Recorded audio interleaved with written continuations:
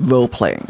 One of the hardest things to actually get your players to do in the world's greatest role-playing game. I certainly have struggled with it in the past as both GM and player in all games I've played. So I scoured the web and took some of my own experience and have a bunch of actionable steps you can take to get your table role-playing more. And by roleplay, I'm using it wrong here, I know, but I mean getting your players to talk in character more, play out scenes with each other and with NPCs, and push the story forwards themselves. We're going with that definition for the purposes of this video. I think that's what most people think about when I talk about role-playing nowadays, so don't be a pedant in the comments. Unless you're also funny. So I've broken down how to get your table to roleplay more into 3 categories, 3 vehicles you can use to get results. The first is communication, the second is GMing, and the third is mechanics. So let's start with communication. This one sounds lame, but it will also get you the most bang for your buck. Talk to your players and ask them how they feel about roleplaying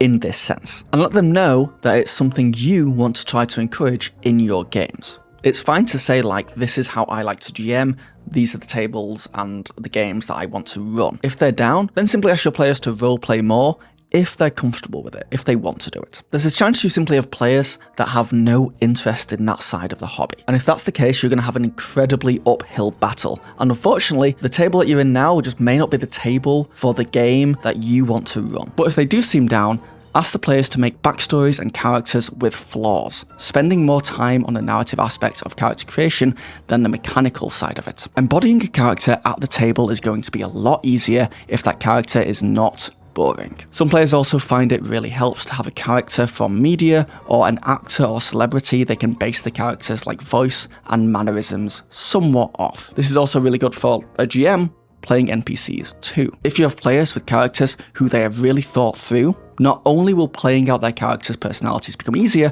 but as a GM, you'll get more ammunition to help enable these kinds of scenes. Also, introduce them to shows like Critical Role, Legends of Evantris, Dimension 20, or any actual play where you look at their table of role players and think, wow, that looks fun. I wish my table was a bit more like that. Showing your players examples like this is great for them to just wrap their head around it, especially new players. Plus, these shows are incredibly popular, so if your players become fans too, they're naturally going to want to try out the playstyle. And it's easy to introduce people to shows like this now more than ever just by sending them TikToks and shorts. Then just let the algorithm do the rest of the work for you. Remember, this isn't about copying these shows or trying to be more like them. It's simply by looking at their playstyle and thinking, that looks like a fun playstyle, I kind of want to try something similar. And then finally, in this communication section, have open communication with your players outside of the game about their characters and where they are in the story, and what they would like to see happen in the future. The more engaged they are with you,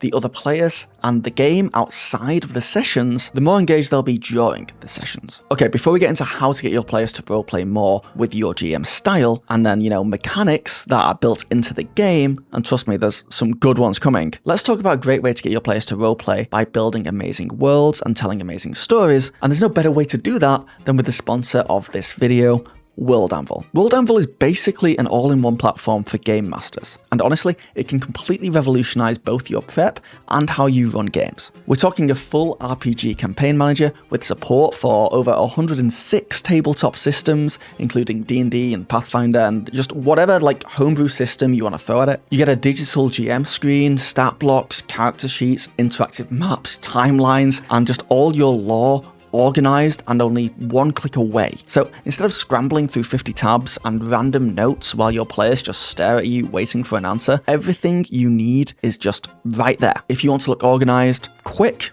and completely in control at your table, even when you might not be, this is the answer. Go check it out now at worldanvil.com/RPG Game Master. Link is in the description, and if you use coupon bonus reaction, you'll get 51% off any yearly membership to World Anvil. Okay, now on to GMing, before we jump to mechanics. These are actionable things you can do to encourage roleplay, and I have 4 of them. The first is to simply be quiet and let the players fill in the silence. Talking less in general means the players are more likely to take hold of the steering wheel and steer the scene and the story themselves. It's just a fact that a lot of DMs out there, especially newer ones, really drive the game and will fill in the silence themselves whenever there is any. And the silence is often filled by a DM moving to the next scene or promoting players to do things. GMs don't like silence because it's an indication that the players are not engaged or getting bored. So they move on quickly, which doesn't leave much breathing room for players to roleplay. So talk less, sometimes don't talk at all. Think of the game like a room where everyone is participating equally. Each player should be talking as much as the GM. And if an awkward silence goes on for a little bit too long, then you can step in, no harm or foul. But honestly, if you've talked with your players about wanting to run a game with more roleplay like we talked about earlier, and then they agreed, the silence won't be awkward.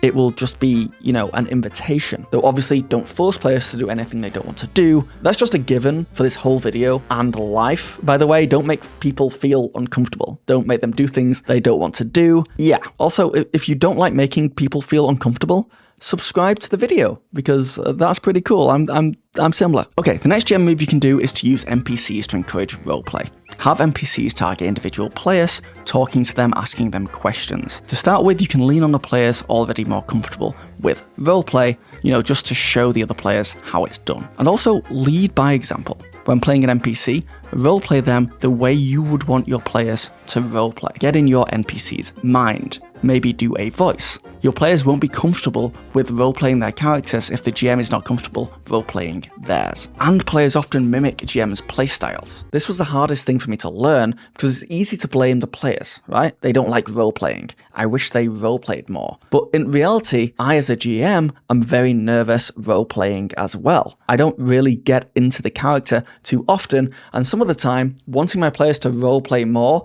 is just me projecting, because really I'm the one who actually wants to roleplay more. I'm just so scared to do it in a vacuum. It would be a lot easier to bounce off my players if they were also doing it, but also it would be easier for them to do it if I was also doing it first. Next up, create quests and adventure hooks around other encounters rather than combat. D&D can be quite a combat-heavy game, and combat's not the best at encouraging roleplay. It's not impossible, but it's not the best. So in general, if you want your players to roleplay more and they want to too, then you need to give them lots of chances to practice, which kind of means less combat, or at least more big encounters that revolve around the social pillar of D&D. Puzzles where a sphinx talks to the players asking them riddles, negotiations with merchants, dealings with kings and queens and diplomacy. You can add stakes to these kind of encounters that rival that of a life or death combat, and they give players the perfect opportunity to get into that role-playing mindset. The reality is, combat can end up taking the majority of the time in sessions. And it's not just that it's, harder to roleplay in these scenes, but it's also that it promotes the thinking that in this game, the solution to most problems is combat. Spells like Vicious Mockery and Dissonant Whispers are how you get through these situations, rather than just friendly mockery and standard whispers. And finally, before we get into the mechanics, just add roleplay wherever you can, even in combat. Having the bad guys try to negotiate their way out of combat with players, or having them taunt them, that's going to be a great way to do that. Also, having just more NPCs around in general, even having an NPC travel with the party, this will encourage the players playing their characters in scenes more. I'm a firm believer that playing the game this way, more like, how Dimension 20 or Legends of Avantris or Critical Role play it, with players really embodying their characters more, is not hard. It can feel hard to start doing, but I don't think it is once you get going. I think it's just weird to do. It's out of a lot of people's comfort zone, and the more a table dips their toes into it, the easier it will get, the less weird it will be, and then eventually it'll just start happening naturally. Okay, on to mechanics. This might be the best way to encourage role-playing because you can use D&D as a system to assist you, and it can feel more like, oh, this is how you play the game, rather than like, I'm doing this thing while we play where I'm trying to role-play and it's weird. Also, with this situation, players can opt out of role-playing if they don't want to do it. It's just an option. You can use this mechanic if you want to. Maybe you'll get a perk or something, but really, if you don't want to roleplay, nothing bad's going to happen. You're not forcing anyone to do anything. So, the first thing you can do to encourage roleplay is to reward it. And you can do this by giving out heroic inspiration when the players play out really cool scenes, which means that they get a little token on their character sheet where they can use it to give themselves advantage on d20 rolls. You can also just quite simply give them advantage on certain checks after they roleplay really well. If one player just asks if their character can roll persuasion on an NPC, and another acts out an entire heartfelt moment trying to persuade an NPC, in my game those two things are not equal, and the role player is getting advantage. And I might even lower the DC because they put more effort into it. Rewards like this, where role-playing is actually, optimal to playing the game, will get even the most reserved players to talk in character more. And if they don't want to, they don't have to, they just won't get the perks. A big problem I see in D&D in general, when it comes to getting people to play the game, differently from whatever the meta is that there are a lot of optimizers out there for D&D. They've made a character mechanically really strong and they want to do things, and if they role play out a scene, if they get into character, maybe do a voice, maybe really like immerse themselves, that doesn't help them game-wise. It doesn't help them mechanically. So why would they do it? It's not optimized to do that, and these are optimizers. But the second you throw in mechanics that are like, oh, actually, I guess if I roleplay, I get advantage, or the DC goes down, or I get heroic inspiration, roleplaying actually helps us, do better in the game. Roleplaying helps me feel more competent as the player playing the game, not just as the character. So obviously that's going to, make people roleplay more. You can also add items and weapons that encourage it too.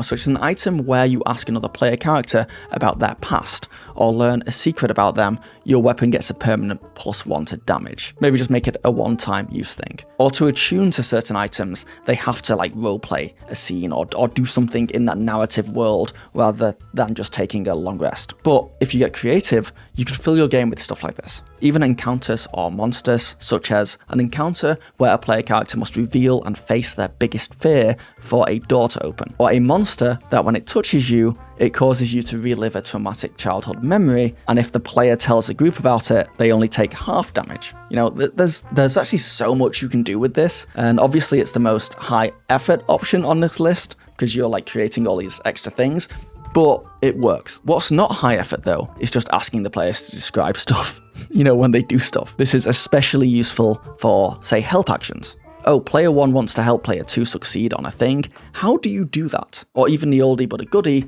what does it look like when you cast that spell? What does your magic look like?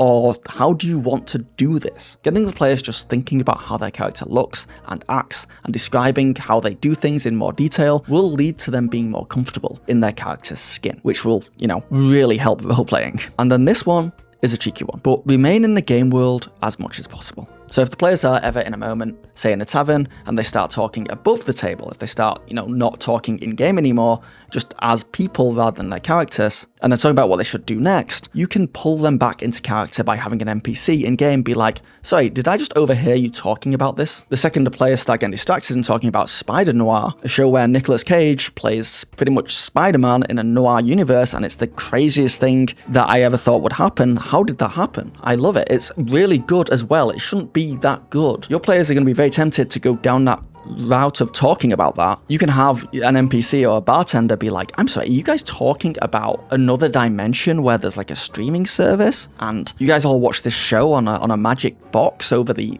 internet? What's the internet? Once you bring an NPC into this and have them react as they kind of would react if someone just started talking about weird stuff in their world, that's going to pull them right back in. And you do want to be in that space for as long as you can be. Also helps if you leave time at the start and the end of the session so people can talk about Spider Noir. You don't want to take away that from them. It's a hangout session.